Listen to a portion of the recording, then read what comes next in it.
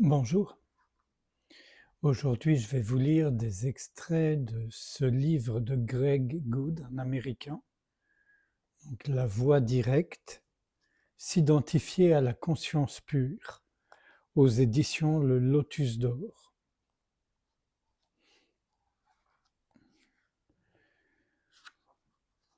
Alors, comment s'identifier à la conscience pure? Mais d'abord, qu'est-ce que la conscience pure? Avant de parler de l'identification à la conscience pure, parlons de la conscience pure elle-même. La conscience pure voit ce qui se manifeste. Tout ce qui apparaît, apparaît à la conscience pure. Pour que forme, pensée, sentiment, sensation, temps, espace, unité, multiplicité apparaissent à la conscience pure, celle-ci ne peut pas être limitée ou définie par ces facteurs. La conscience pure est l'unique sujet de tous les objets. C'est le sans forme qui voit toute forme, c'est le voyant invisible. Parfois, la conscience pure est simplement appelée conscience. Dans cet enseignement, ces deux termes sont synonymes. Parfois, la conscience pure est appelée l'être. C'est pour souligner qu'elle est non-existence ou vacuité. Parfois, on l'appelle connaissance. C'est pour exprimer qu'elle est l'antidote de l'ignorance. Et parfois, la conscience pure est appelée amour. C'est pour mettre l'accent sur sa nature ouverte, accueillante, généreuse, intime, exempte de limitations et de souffrances. Vous pouvez facilement vous éprouver en tant que conscience. Alors que les enseignements disent que la conscience est cela qui voit tout ce qui est vu, le voir vous semble se produire directement en vous. Jamais le voir ne vous semble se produire autre part. Vous ne voyez même pas le voir. C'est beaucoup plus proche que ça. On a toujours l'impression que cela survient ici. On a toujours l'impression que je suis ce qui voit. La conscience pure voit et je vois. C'est la même chose. La conscience pure est le je, ou comme dit Sri Atmananda, Krishna Menon, le principe de je. Voici un petit exercice pratique dans le même chapitre, comment s'identifier à la conscience pure. Un petit exercice qu'il propose. Être conscience pure. Pour entrevoir ce qu'est être conscience pure, voici quelque chose que vous pouvez faire n'importe quand, de jour comme de nuit. Pendant un moment, soyez simplement sans idée préconçue. Soyez. Même au sujet de la conscience pure. Soyez simplement sans idée préconçue, même au sujet de la conscience pure. Ne soyez pas un corps ni un mental. Ne vous prenez pas pour quoi que ce soit. Notez simplement l'apparition et la disparition d'images, de choses, même les formes et les points de vue. Essayez de voir si vous avez l'expérience de l'apparition et de la disparition de vous, ou bien, en tant que pure conscience témoin, demeurez-vous parfaitement et tranquillement présente et immobile, clair et ouvert.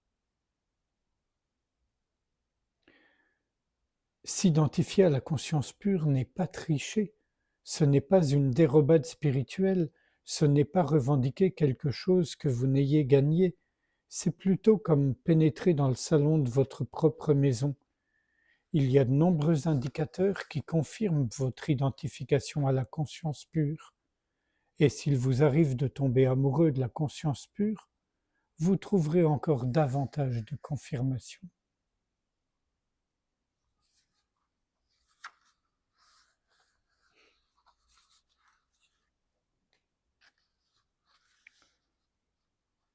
Un autre petit extrait.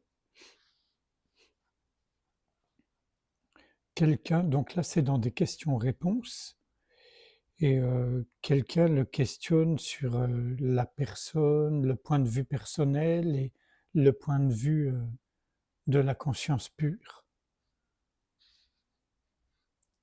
Donc, en fait, il est normal de voir cela d'une manière personnelle en attendant que vous cessiez. Question: d'accord, je comprendrai peut-être plus tard, mais pour l'instant, je dois reconnaître qu'il y a cette impression de vouloir perdre cette croyance, la croyance d'être la personne, l'individu. Réponse: pour perdre cette croyance, demandez-vous de quoi vous êtes réellement fait. Soyez fidèle à votre propre expérience et voyez si vous êtes réellement une personne. Question: comment voir cela? Réponse: regardez très profondément.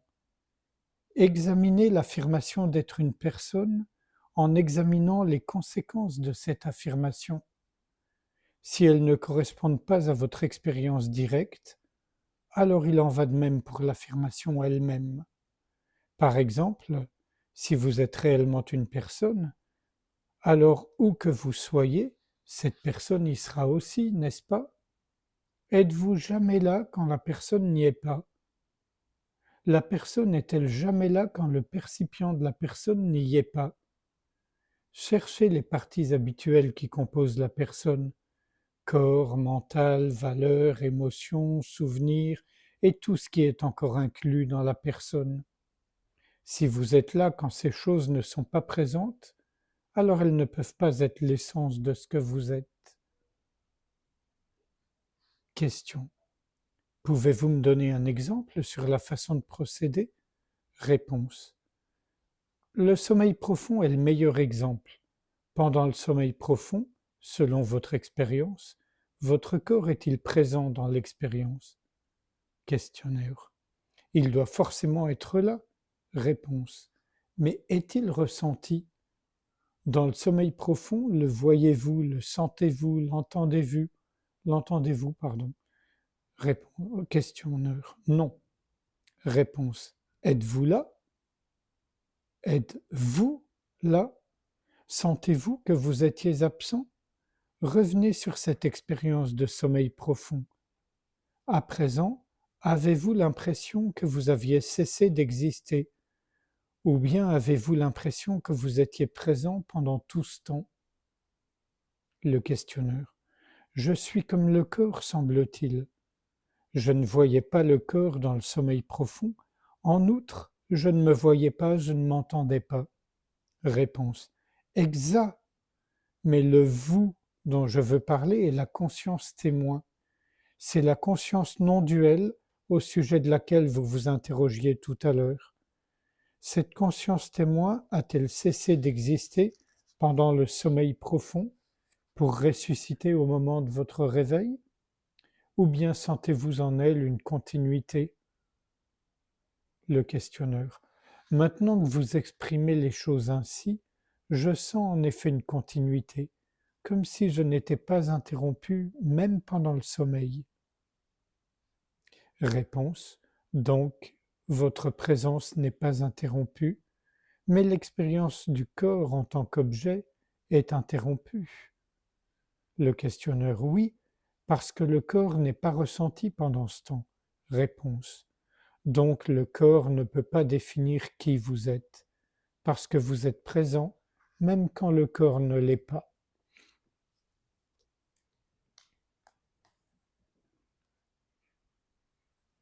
Sans réfléchir à ce qui vient d'être lu, je vous propose qu'on passe un instant de silence ensemble, à ne rien faire, juste être ouverture.